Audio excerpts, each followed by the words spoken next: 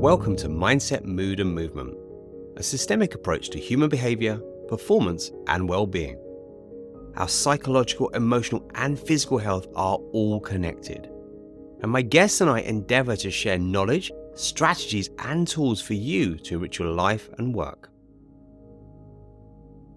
Today, we are looking at why you need to be doing mobility training if you want to avoid aches, pains and injuries. I'm delighted to have Gemma Ferguson of GemFit joining me. Gemma is a specialist in mobility, so I have a reasonable knowledge in the space. Gemma has lots of knowledge. Together, we're going to look at how mobility training is super important and how it's going to benefit you. Gemma, welcome. Hi, thanks for having me. Good to have you. I want to go straight into mobility because mobility, we want to describe what it is and perhaps understand where and how you got into it and why it matters. And perhaps can we get your definition of mobility to start with so we understand exactly what we're talking about? And then secondly, perhaps you can take us to when you started to pay a lot of attention to it. Yeah, so for me, mobility is this beautiful hybrid of flexibility, stability, and strength put together. So there's a lot of abilities there. And I'm sure we'll unpack what each of those means and how we can have this beautiful relationship with all of them. But personally, for me, whenever I started to do mobility training was definitely when I really wanted to get into long distance running, triathlons, etc. And I also knew that I was nursing a couple of autoimmune diseases. So keeping the inflammation down in the body, helping my joints have longevity, and then also increasing my performance as well as that, and also decreasing injury. So yeah, it was a no-brainer for me, to be honest. When I heard about it, it sounded a bit like a magical formula. When was that? Because I know we've spoken and you've said about, distance running, triathlon, so some challenging areas of sport. How long ago did you actually start paying a lot of attention to mobility as part of your training and part of your lifestyle? I'd say it was probably about 6 to 7 years ago. I'd been practicing yoga for, I'd say, probably over 10 to 12 years. And it was serving me really well. But I was also feeling like I'm flexible, but am I strong? And then I was trying to find this sort of hybrid element of it as well. That's really interesting to hear about your journey from yoga and into mobility. I too practice yoga and I've taught yoga for many years. And yoga is a great discipline. What I see with yoga is that sometimes some pieces are missing, elements of strength and some aspects. So for complete mobility, I think yoga is brilliant. I wonder if we need a bit more. So can we go a little deeper into those three components that you described beautifully about what actually is mobility? And of course, to think about if you've got aches, if you've got pains, if you've got injuries, or you definitely don't want them, why we need to understand these three pieces of what mobility is. Like what you mentioned before, yoga is an amazing tool, both for the body and the mind. And I'm also a yoga teacher. I love yoga. I teach it many, many classes. And to be honest, most of my yoga classes are a bit of a hybrid of both mobility and yoga. There's a bit more like sports-based stuff. But if we were to really delve down into each and every single section of it, for example, with a yoga posture, let's say at the end of the class when we do our stretchy sections, potentially, that's quite often what happens. Let's lie on our back and do a hamstring stretch. So we're lying on our back, we've got one leg up towards the sky, and we're wrapping our fingers around the back of the leg. That's the hamstrings. And we're just lying there, and every time we exhale, maybe we pull the leg a little bit closer. That's essentially flexibility, trying to let the nervous system calm down a bit, try and melt into the stretch, and trying to find your passive range of motion. So when there's nothing really active going on in the body, quite often it's a little bit of a letting the mind relax and getting the parasympathetic nervous system to allow yourself to get in to find that final end passive range of motion. Stability, however, is a little bit more around trying to find strength around the joint capsule itself. So if you were to try and hold that posture, but take the hand away, would you still be able to keep the leg exactly where it is? Or will it fall back a bit? Will it move back a bit? And another way of doing it is that exact same stretch standing up, because it's even harder. You've got gravity to resist then as well.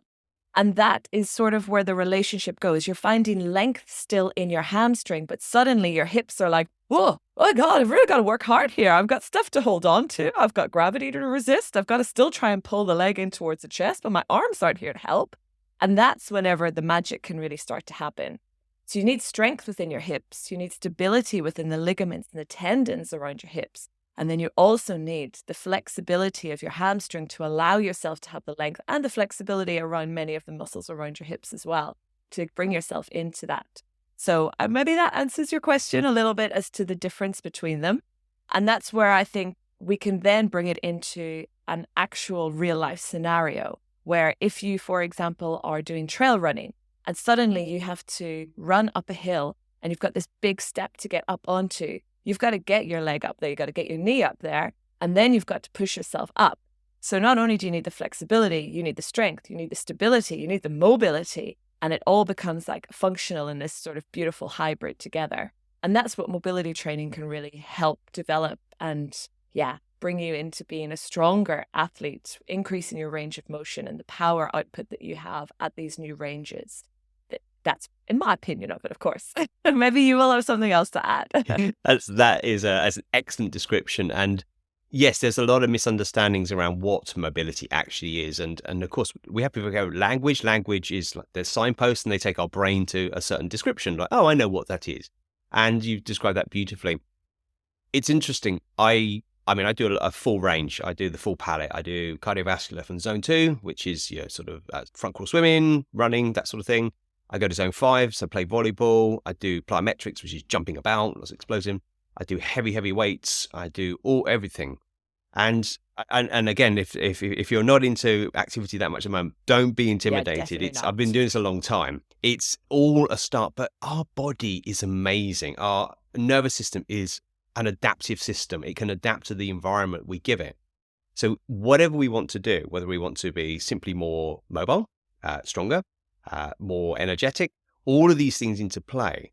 One thing I see with certainly strength work, it's very common in the gym. You got the big, strong practitioners, and there's a lot of strength going on. And I might observe somebody and there's, I don't know, a lack of range of movement in the ankles, in the hips, and they're going to go for heavy squats. It's like, okay, you haven't got the range and the structure and the stability to take that safely. So what happens with the weight, and that displaces perhaps the somewhere inappropriate and causes the classic shoulder problem, back problem, injury. Exactly. And this is where I think mobility is, it's a non-negotiable for me. It's non-negotiable in my training. It's non-negotiable with people I work with.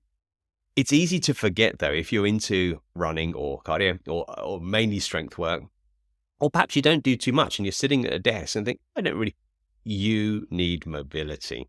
Yeah.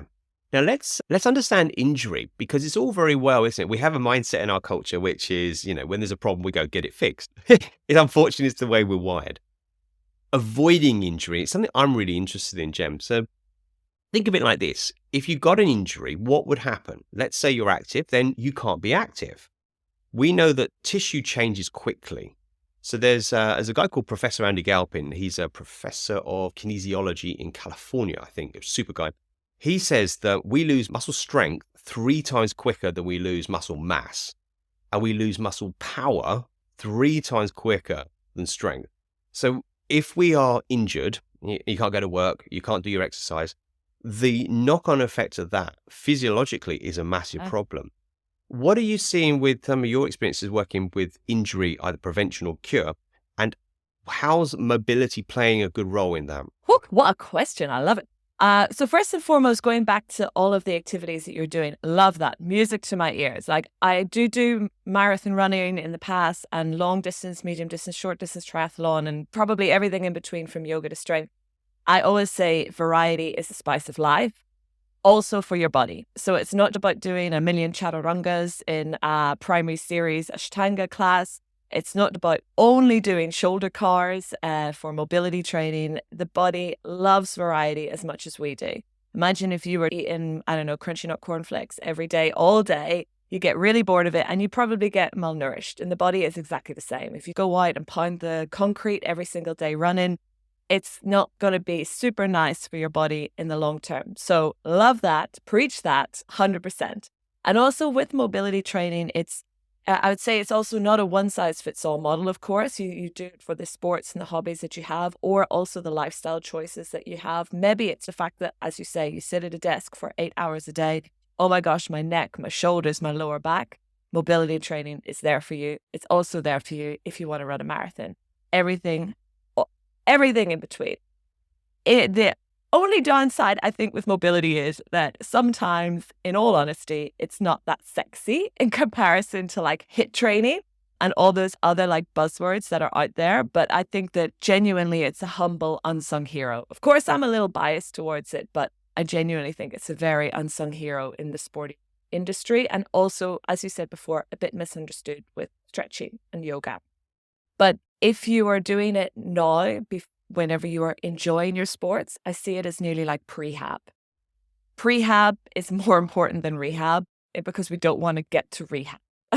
Like we don't want to be rehabbing our body. So if you really put a value on your movement, really put a value on your health, the movements that you do right now, pain-free, actually having gratitude, recognizing it, honoring it, the best thing that you can do is to honor, really truly honor it by giving yourself this gift of mobility, because health and movement, it is genuinely a gift. It's something that we take for granted until it's not there. And that increasing your active range of motion is lotion is motion. Motion is lotion. It goes around. And if you don't use it, we lose it. I'm saying all the rhyming words right now. But for example, if you are doing, as you said, with weight training, an overhead press in the gym, and you have got restrictional movements in your shoulders, if you don't work on your shoulder mobility, suddenly the ribs are going to flare open. The lower back's going to take the load. And you are confused as to why you have got a lower back injury whenever you haven't really looked at the root cause as to, oh, it's actually because the only time I reach my hands over my head is whenever I'm in the gym and suddenly I've put 40 kilograms on it. And your body's like, what's this? What's happening here? I got to find other ways to get this movement. So what else? Oh, I'm going to take my ribs. They're going to open up. That's going to give me some movement. Oh, my lower back. Yeah. Let's jump into that vertebrae. And then suddenly you're just a bit confused about it. So yeah, I genuinely believe whether it's your sport or your movement, adding mobility in with it, and maybe you need a bit of guidance at the start. Maybe it's organically there already in your head. Maybe you need a bit of a kick up the bum with motivation, which is also why we're here today. But hopefully this will help guide and give you a bit of like, a bit of get up and go for it. That's really cool. Injury is a big one. If I've been injured, I've had a shoulder injury that's kind of recurrent, and I've done a lot of work. I've done all the physical work. I've done rehab work, prehab work. I've done psychological work on it, because actually my shoulder, there's a connection in the body to trauma, to something trauma I experienced. So there are these things that are layered through. And the whole premise of my work and mindset, mood and movement is to help us see that our mind and our emotions and our body all interrelate and affect each other.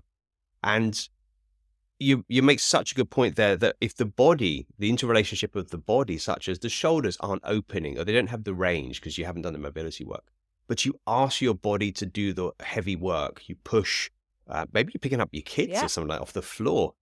If you don't have the range of movement, you are going to be compromised. And the compromise generally ends up in an injury. And an injury is expensive on a lot of levels. First, you might have to pay for rehab, and it can get pricey. But I think the real cost is in what happens to your mental and emotional side. Oh my gosh, so multifaceted. Yeah. This is so big, right? So those of us who like say active, if you say to a person like COVID, like you can't go and exercise, that's a big problem. There's all these reasons. Exercise isn't just like it makes you feel good. It biochemically changes how we feel, and it biochemically affects the brain. And if we are injured, we have a big problem. The other thing I think is really interesting to consider is timelines. I'm all about timelines. In the fitness world, we often talk about, you might see a 6-week program, a 12-week program, and there's some validity to that. It can get people into a thing. But if you want muscles to get big, you could hit it hard in the gym with a good trainer, and you get some bigger muscles in 12 weeks because they take around 12 weeks to grow. If you want range, then you want the fascia. So that's all the connective tissue in between the muscles and striating the muscles and all around. That takes around 12 to 18 to sometimes 24 months to change. Now, I'm going to put hands up. When I first did yoga, and I've said this before, I was awful, absolutely awful at it. I'm not natural in terms of flexibility. I had to work. It took me 2 to 3 years to be able to do a downward dog that resembled the correct shape. But that's amazing. But I bet you're a much better teacher than those people who are bendy and flexible and then can just go into those. You're the teacher that is going to really attract the people who really need yoga, if that makes sense. Yeah. Absolutely. Yeah, absolutely. Because, of course, if you are flexible, and I saw this as a teacher, I remember teaching many classes, and there was a student once, and she was so flexible, and I was observing the movement patterns. Her body would what I call flop. So those are super flexy Yeah. people. You can just flop into a forward fold or a back bend. And I could observe that her awareness of her body wasn't as good as it could be. But the interesting thing, she didn't have strength to contain the range. And this also can lead to injury. This also can lead to just a lot of serious joint problems for I was going to hypermobile say people. hypermobile people, they really need mobility and strength training. Yeah. Exactly. Yeah. Yeah. Now, let's touch into lower back, because you mentioned lower back pain as an example of if the person doing overhead presses didn't have shoulder mobility. Now, there's some stats on global stats on back pain. I think in the UK, it's between 1 in 4 and 1 in 6 people are going to have back pain. But globally, it's something like 619 million people worldwide got lower back pain. That's around 2020 that was studied, and that was in the Lancet. And it's just crazy. I mean, the impact on work, on output. A lot of people who might listen to our podcast and people I coach are business owners. If you can't work for a while, if you're a freelancer or founder, that's expensive and damaging at a lot of levels. And lower back pain is everywhere. And there's a lot of things that are pointed at why do we have lower back pain. One of the things that both studies and certainly I see is a lack of movement on a regular basis. So I was just going to kind of caveat that it's, if you haven't done a lot of movement and you're starting, and this is where you're starting to get your learning around it, you're not going to launch into do a marathon if you've not done a 5K. You're not going to bench press your body weight if you haven't even lifted a dumbbell. It all starts at the first stage. But one of the things that we need to do is have movement and mobility every day, because if the joints and the tissues aren't working, if the range of movement and the movement patterns are not happening, i.e. you're sedentary, that's a big problem. Gem, I want to get your knowledge on how to get someone from, let's say, a sedentary situation. Let's say they've been working in an office too long and just got out of things and are hearing us now and thinking, yeah, I really want to get back into my exercise and so forth. What would be your guidance? Okay, where would we start with the mobility part to nurture that journey? Well, actually, probably my guidance would be quite similar to my pre and postnatal ladies that I train, actually. It's start low and go slow, because it's all about trying to hone into mindful movement and quality over quantity. And that's very true with mobility. It's not about how many joint rotations you can do. It's about actually how slow can you do it? How much can you really segment the spine? We go back to yoga a little bit, a cat and a cow. If you know this exercise, if you're listening, like you're on all fours, hands underneath the shoulders, knees underneath the hips, and then you tuck the tailbone under, round the back into like an angry cat position. And then you just let the belly go, the tailbone comes up, maybe the eye gaze neutral in front of you. A lot of us in yoga are just like inhale, exhale, flex, extend. And what can you really do to actually vertebrate a spot, like vertebrate a time, nearly like if you have a necklace of pearls, moving each of those one at a time? How much control, how much strength, how much actually mind-body connection does it need for you to put that signal vertebrae at a time?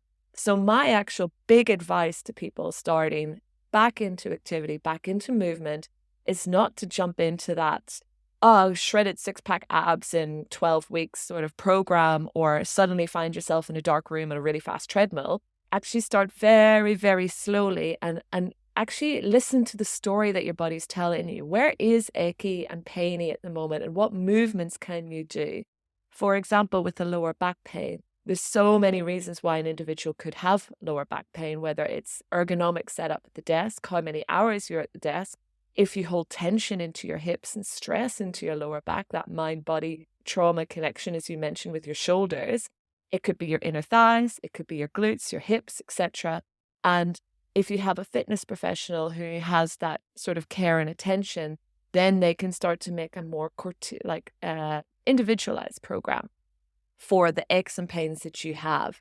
It could be that segmentation of the spine and hip CARs, so hip joint rotations. CARs is an acronym, a very fancy way of saying joint rotation, if you're listening and thinking what on earth that is.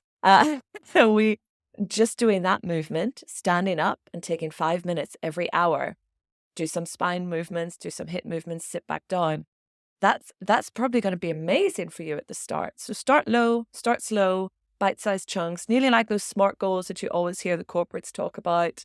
It doesn't have to be big and fancy and a big commitment. It's just actually what you can commit to right now. I've got clients at the moment who are coming back, big CEOs, 3 kids under the age of 4, really, really busy mom. And I have her doing 10-minute workouts a day, mobility and all about getting the abdominal wall back knitted together, DR focused trainings. And that's all that she's doing at the minute because that's the time that she can commit to me. But it's also amazing for her to have that moment and have that time. And then she goes back to her pelvic floor specialist and is able to track and see the progress and is also able to say, hey, my hips are actually so much better. I'm able to sleep at night because my back's not sore anymore. I feel like my core is able to support me more. So it's all starting to knit together again for her. And then more movement can start to unlock for her. So step by step, unlocking more movement to be a stronger individual for whatever it is that you need, whether it's walking to the shops, lifting your kids, chucking a ball for your dog, or playing backyard cricket with your family. It doesn't matter what it is. It has to just be important for you. And it's a good goal to aim for or to even strive to maintain. Really nice. Yeah, really, really nice. And so interesting to hear the description of 10 minutes with your client and coming back from childbirth, obviously taking care of the correct work and level and that. It's interesting that you also mentioned about how to do a cat-cow really well. If you've been in a yoga class with you at the front or the practitioner, it's a million extensions, flexions, can be quite mindless and often what I call a lot of flip-flopping. Yeah, that's a really There's nice a lot of way. throwing of the spine, especially the flexible people. And then perhaps the people who've got more restriction in their body, it's just awkward and it's Yes, uncomfortable. clunky. And yeah, so one person can kind of flip in and out. The other person is kind of clunky and struggling. I really like this premise that you're suggesting. It's something that I adhere to. Slow it down, Less is because more. yeah, if you can't get the neurological conversation from the motor cortex in the brain to talk to the lower vertebrae, the middle vertebrae, the left shoulder, then how are you going to do? How are you going to play tennis well? How are you going to pick up your kids if you don't know what your lower back's telling you? Because switching this whole neurological conversation on from the feedback from the body to the brain is really important. And it's subtle. And if you're, we're all about trying to avoid aches and pains, but if you're listening and thinking, yeah, but my back's killing me and my shoulder's achy, well, they're loud Yeah. signals. They're like the loudest signals the feedback system of the body can tell you, your brain. The subtle signals are, is that looser? Is that more supple? And it does take the quieter practice. Now, I do a warm-up system called RAMP, which is raise, activate, mobilize, potentiate. This is based on a sort of scientific principle. And mobilizing for the right workout is vital in there. And I think if we use the RAMP system, which is raising your blood pressure, raising your blood flow, raising heat, raising everything in the body, and then activating the right parts and mobilizing the right parts, whether you're a runner, whether you're a tennis player, whether you're a weight trainer, it's mobilization can go in at this warm up. And I love that because it becomes a non-negotiable for my practice, for my clients, that we do the RAMP system. We go through it and it works really well. In terms of lower back, I want to touch on this because the stats are ridiculously high. Lots of people have lower back pain. And I used to have a lot of lower back pain too. And I want to talk a little bit about the synthesis between the back pain, or let's say another body area, but let's say with back pain, and where that takes you emotionally, how that feels. People who are in pain are often quite miserable.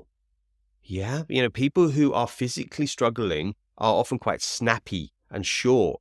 So then if we think about the ecology of what happens if you've got a lower back issue, well, you're a bit grumpy. That might mean you're grumpy to your partner, to your colleague. That might mean that you're snappy to the assistant you talk to in the store, that sort of thing. What is going on with that whole energy is directly correlated between how well you feel or not and how well you express yourself in life. So when we think about mobility, it isn't just a nice it's kind of helpful to do my overhead presses or pick up my kids. It's actually part and parcel of how does your mind experience life? Because injury is misery. Yes, that's a very nice way of putting it. Injury is misery. Yeah. Yeah. And I think this is something I really, really strongly want to get across is that if our body is not working well, we are going to have emotional issues. So if we've got anxiety and depression, the two ends of the spectrum of the nervous system into overmobilized or shut down, well, what's happening with our body? Is it strong enough for what we do? Is it supple enough for your lifestyle? And if those answer those questions are both no, we are not that supple, can't really do what I want to do, or I don't feel strong enough, and you're not attending to it, you're really missing an opportunity to not only physically be better, but emotionally and mentally be better. And this is one of my bugbears with the sort of psychotherapeutic healing arts is that if we talk mind and psychology, Yeah. wonderful. I can do loads of work with all the cool psychological models. But if a person is unable to hold their body in an upright posture with stability and confidence physical, then we're missing the embodied mind.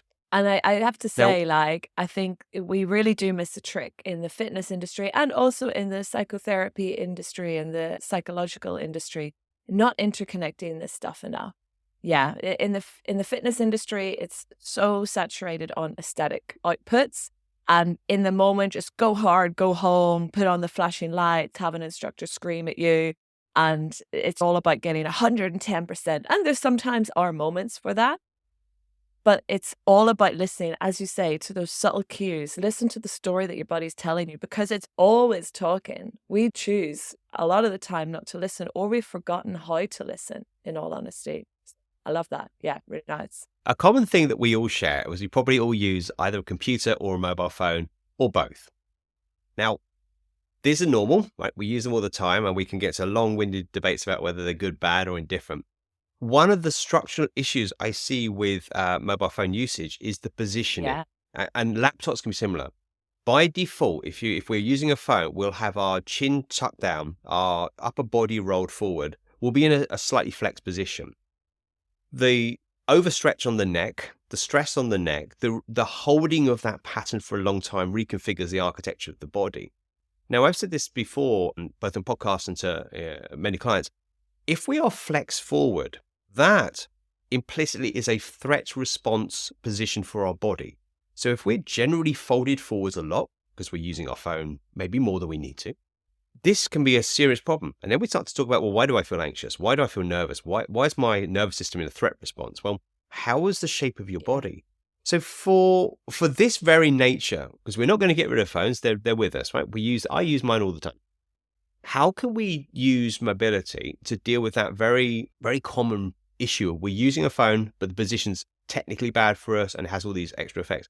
What would your guidance be, Gem, on how to address that using mobility? Oh, well, how much time do we have? Yeah, so this is a really common one. And I even have like corporate programs with my work, like desk dwellers. It's literally a whole section on my portal that's all around essentially text neck, that sort of hunched over, forward over position. And there's even loads of exercises that we can do literally right now, seated. Those joint rotations for the neck cars, taking the neck through its active range of motion, even drawing the shoulders back and drawing the shoulder blades back and down. A little brace of the core. I can see you literally doing it right now. And Gem, perhaps can we do it? I'd like to join in. So if you'd like to guide, I'm going to join you. And if you're listening and it's safe for you to do so, you're not driving or something like that, I invite you to follow along because this is ubiquitous. So let's see if we can't have a direct experience from Gem's. So, I mean, like, even guidance. if you, for example, are sitting and you've got a video call and maybe you've taken the actual video of the video call off, but you're at work and you're just listening, you're in a conference or something, you can literally be sitting in this seat right now and think about softening the ribs. So the ribs, drawing them down towards the hips, drawing the belly button in. And then maybe in your next exhale, let's focus on drawing the shoulders back and together, those shoulder blades, like you're trying to hold a little tennis ball in between your shoulder blades. There's still that little brace of the core. And then in your next exhale, let's imagine that there's somebody at the top of your head, like a little puppet master, and there's a string coming out and lifting you up from the top of your head. And then let's tuck the chin in and back. So tuck the chin in and then draw your head back, like it's trying to push up against the back of your chair or the back of a wall. Feel the length in the back of the neck. Feel the spine stacked on top of each other. and feel the whole core and the whole center of your body, and the shoulders drop down from the ears. It's a whole new position that you probably haven't sat in for about 3 hours if you've been already at the desk all morning, right? Which is pretty much what we've been doing, I'd imagine. So even that moment, like taking a few breaths there and being aware of it, suddenly whenever you relax back down into it, you don't automatically fall back into this slouch, but you're in a more relaxed upright position. And doing neck cars, so taking your neck through the active range of motion, I start every single one of my classes with it, whether they're doing a running class or a HIIT class or a yoga class, because I think that we all spend a lot of time looking down at our phone, hunched forward. So opening up those shoulders and opening up the neck a bit. Sometimes whenever I do this, it literally sounds like a crisp packet getting scrunched up in my hand. Like you could hear all the creaking and the popping. And as long as it feels okay, that's great, because it's everything being like, oh, I've needed this for a while. Thank you. Thank you for this. So they're like, that's a simple little like movement that you can do. Super small, super subtle. You don't need to change your clothes. You don't need to warm up. Neck rotations, don't need to warm up, change your clothes. So easy. And for the upper back, I'd say one of my favorite exercises to do at the desk is to literally get up and put your hands across the top of the chair and hinge your hips back. Let your head dive in between your arms, so nearly like your ears are by your biceps. And then let yourself like sink down. Every time you exhale, allow your head and your nose to come a little bit closer towards the floor, and feel that upper back go, oh gosh, I've been waiting for this. Oh, where have you been? Yeah. So yeah, desk Lovely. dwelling exercises. So many of them, but they're my Yeah. two faves. Thank you, Jem. That's a really helpful set of exercises to do, something that we can do quickly, immediately, and frequently. I want to add, and I'm sensing you're the same, quick fixes. So there are quick things to do. You can change things fairly quickly, but a quick fix to solving your neck issue or your back issue or your shoulder issue, there aren't quick fixes as such. It's about building a sustainable practice and sustainable body. And of course, sustainable joints. If you're going to hit the pavement and start pushing the miles, if you're going to do contact sport, if you're going to lift heavy, then if your joints aren't strong and stable, something's going to give. And I think the 3 spots that we all need to look out for are neck, shoulders, so probably 4 spots. So neck, shoulders, lower back, knees. They seem to be the hot spots where there are issues, because there's a lot of load goes to them, a lot of transmission of force. So with transmission of force and thinking about that, how can we use CARS? So is it complete articular rotation, I That's it. believe Yeah, that yeah. means? Yeah. So how can we use CARS? So if we're thinking about, okay, I'm starting to understand mobility is strength, stability, and flexibility as one whole system. But how can we use CARS to really help support those key joints, knees, low back, shoulders, neck? How are CARS going to help the stability and the safety? So when we're putting loading through it, they're going to be good to go. What's your guidance on that? Well, firstly, I'd like to say that like joint rotations in general, the reason why I love them is because they're literally accessible to everyone.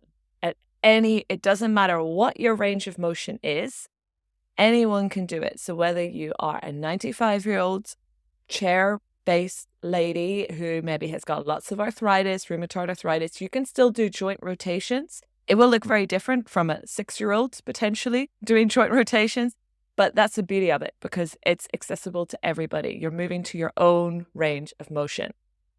Joint rotations, I love them because you're essentially bringing nutrients first and foremost into the joint by bringing in that fresh blood supply, bringing in that, getting that synovial fluid around the joints, moving and grooving. And if again, we think about sitting at a desk all day, shoulders are frozen, neck is frozen, hips are frozen, knees are frozen. You get up and you think, hey, it's time for my dog walk, or it's time to go and run, or it's time to go and play tennis.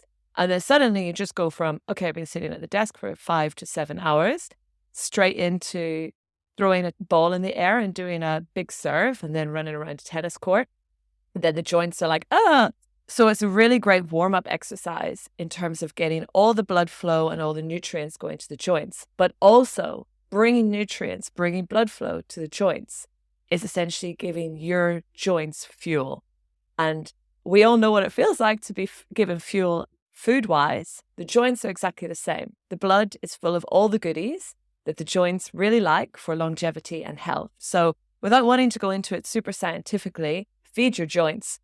Then whenever we take our joints through the active range of motion, again, we're looking at increasing them. So even if we were to use the example of sitting at the chair and doing wrist cars, wrist rotations, probably after one very strong mindful joint rotation, your wrists might even be quite achy because you're suddenly doing new movements that you haven't done with your wrists because you've probably just had it frozen over a mouse or a keyboard for an hour.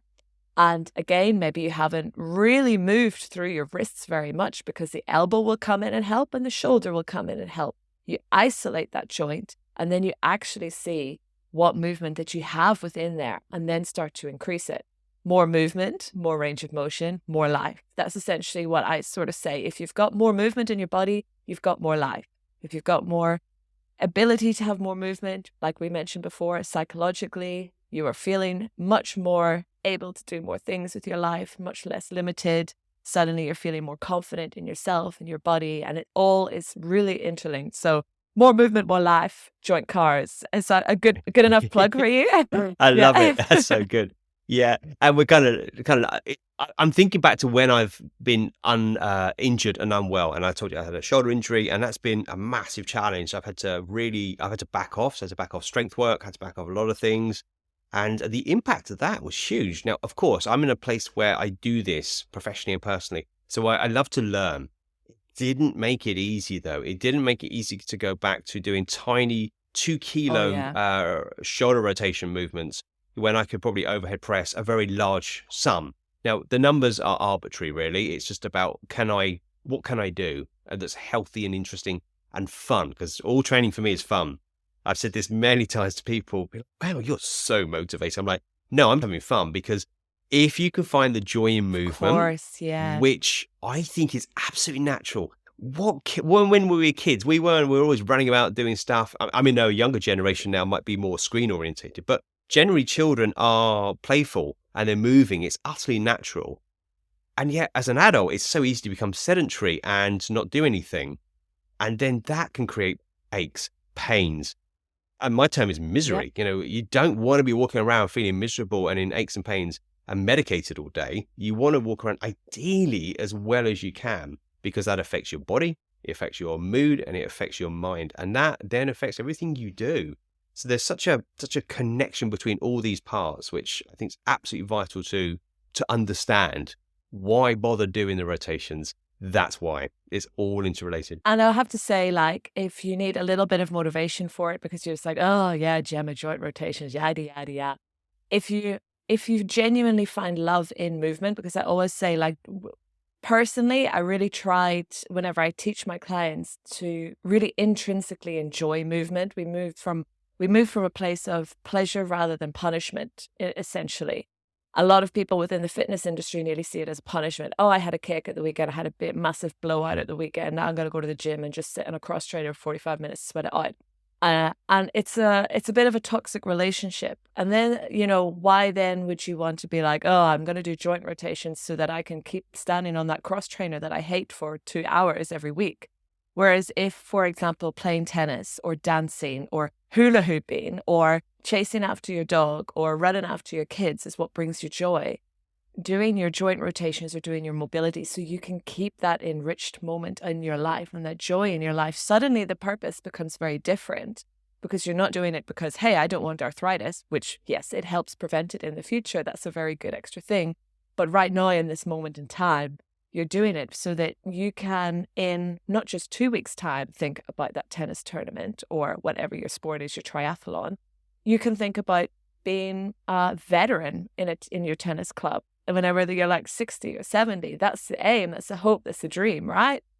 Or whether you want to win your age category as a veteran in triathlon or whatever. So I always think if you move from a place that's not of punishment with exercise, really feel what intrinsically motivates you. Those days where it might be a little bit less motivating, or because motivation does come and go, then you know that actually you're going to be better for it. You're not doing like 3 minutes of burpees because you feel like you should do 3 minutes of burpees. You're doing it because you want to. I mean, not many people do want to do 3 minutes of burpees, but there are some people. So yeah, that's you. I love it. I love it.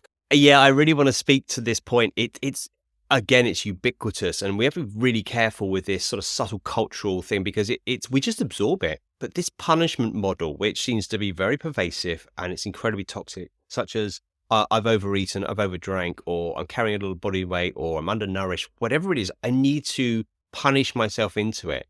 That is such a it's such an unhealthy mental model to bring to movement of any nature.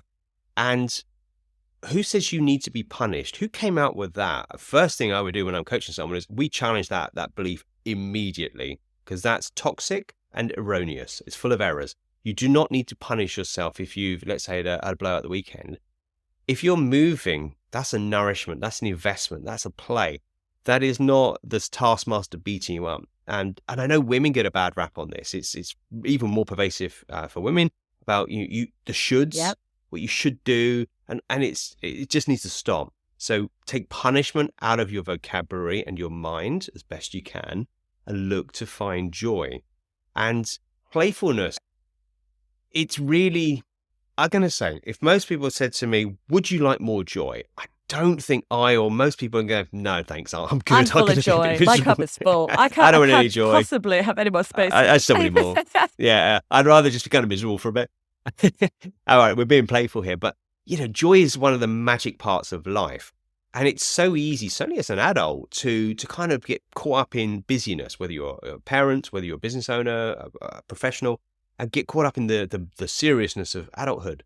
And it's a big problem if you're not missing joy, because this is a one-way show. You can't sort of go back and go, oh, I'll do the next 10 years and be more joyful. It's like, no, you can't go back. That's not an option. And as a midlife human being, as I am now, in the middle of life, whatever that might be, I know that my body needs a different treatment. I know that my mind needs different treatment. And I know that if I don't stay mobile and if I don't exercise and move, there are a whole host of problems. Now, I want to speak to something you said at the top of the show, and I have an autoimmune condition as well.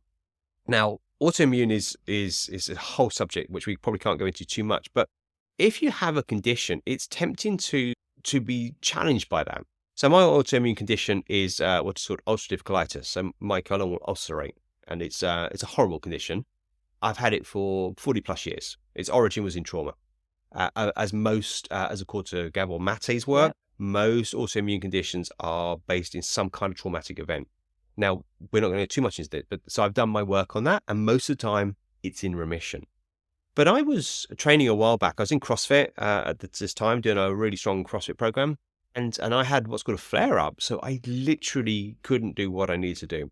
I went one session, and let's say I was, I don't know, back squatting 60 kilos. I can't remember what it was. Let's say it was 60 kilos.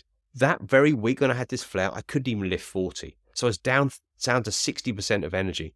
The week after, I couldn't even lift half of what I lifted 2 weeks ago. And this episode lasted like 6 months. So I was wiped out. And it's very tempting if you have a condition like that to be really despondent. So I'm with you if that's what's going on for you. But one of the things I'd say is it's all about, well, where am I at today? Yes. So if you have an autoimmune condition, maybe you're a mum coming back from pregnancy, maybe you're new to exercise and you haven't been working out for a while. Where are you today? What is your body okay with? We're not doing punishment. We're doing play. We're doing joy. We're doing respect. And it might look like a 10-minute workout, as you've already suggested with your client. It might look like a brisk walk for the next month and then into a gentle jog. But where am I at today? I think has so much more power and compassion to work with whatever condition we just unique people have, rather than it be a problem and a stopping point. So I hope that's, if anyone's got a condition and they're thinking, oh God, yeah, that all sounds nice, but I've got this problem, then there's always a way to do something. Yeah, from the small ranges you've alluded to already, Gem, to go into bigger over long term. My little thought process with that was because obviously, I've had definitely flare ups in the past as well, where suddenly I, would go from running a marathon to then suddenly not even being able to walk a kilometer in the past. And some of it is the fact that I really hadn't had that body-mind connection. And I really had to process a lot of stuff myself with autoimmune conditions. But also, my advice to people is rather than focus on the stuff that you can't do, focus on the stuff that you can do. So that was for me a lot of mobility training, a lot of even lying on the mat and doing deep diaphragmatic breaths and listening to what the pain was, because pain is also incredibly multifaceted and where it's coming from and how we are interpreting it, and really just honing in and tuning in on it. And that takes time. And rather than me being like, oh, well, I entered this half marathon and now I can't do it, or now I've wasted all this money on this half Ironman that I've been training for 6 months.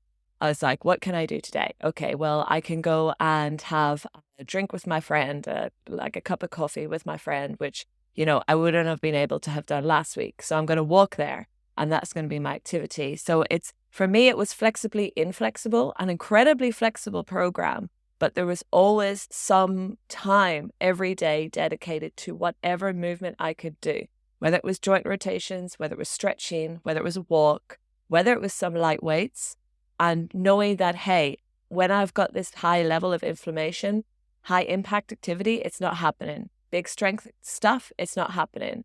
But I can maybe do some body weight stuff. Maybe I can, maybe I can't. But yeah, comme ci, comme ça. This time will pass. If I listen to my body sooner, it will pass sooner. Maybe. Sometimes it doesn't for those. But for me in that moment, it did. And yeah, listen, like we said before, listen to the story your body's telling you, especially autoimmunities like us. Yeah. Absolutely. Yeah. Really, really wise words, and such a key point to kind of suggest that because if it isn't working out for you, if there are these issues, whether it's health, autoimmune, whether it's an injury, lifestyle, start with where you are, but start. Yeah. I think that's a distinction. Start with compassion, but start. Do something, whatever that is, but do. And I think the distinction between not doing something and doing something, it's often a little bit of effort. You're like, okay, I'm going to roll out a mat, do some shoulder work, do some mobility, maybe do a little bit of body work, but it's commit to something. Now, I'd like to bring this all to a sort of conclusion.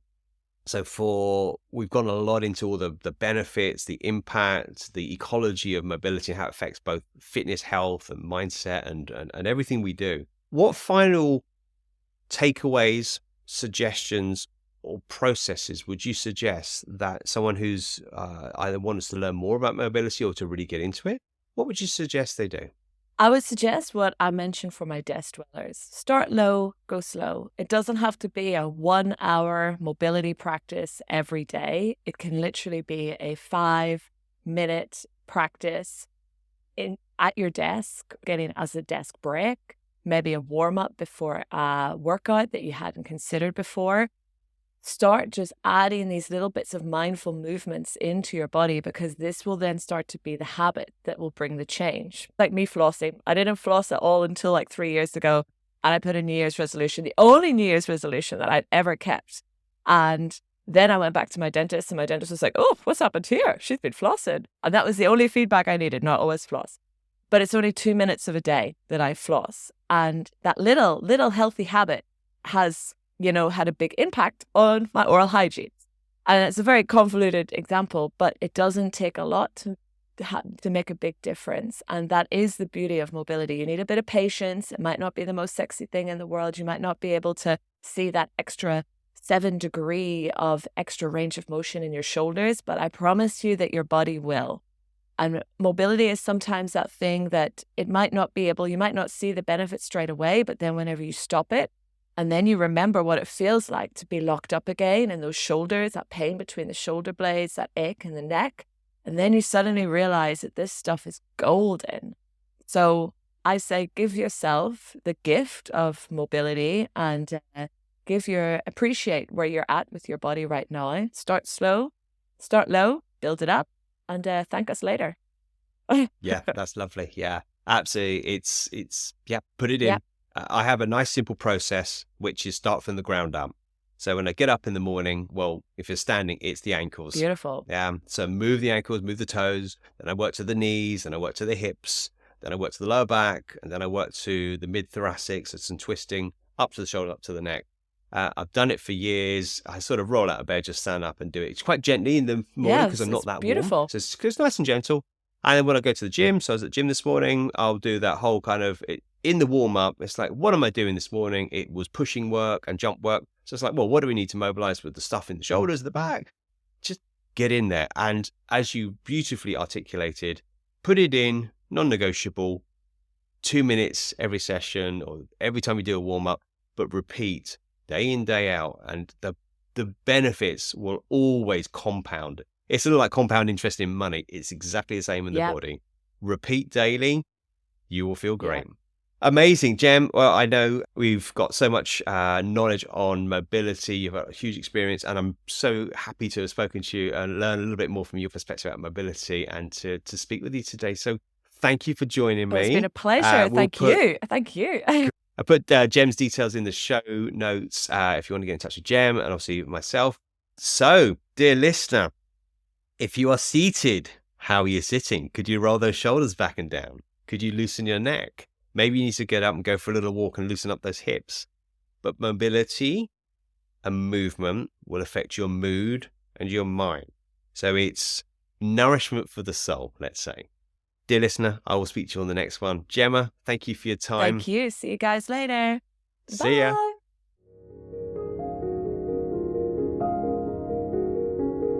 Thank you so much for listening. If you enjoyed the episode, please subscribe. And if a friend would benefit from hearing this, do send it on to them as well. If you would like to get in touch yourself, then you can go to my website, which is saljeffreys.com, spelled SALJEFFERIES, saljeffreys.com. Hit the Get in Touch link, and there you can send me a direct message. If you'd like to go one step further and learn whether coaching can help you overcome a challenge or a block in your life, then do reach out and I offer a call where we can discuss how this may be able to help you. Until the next time, take care.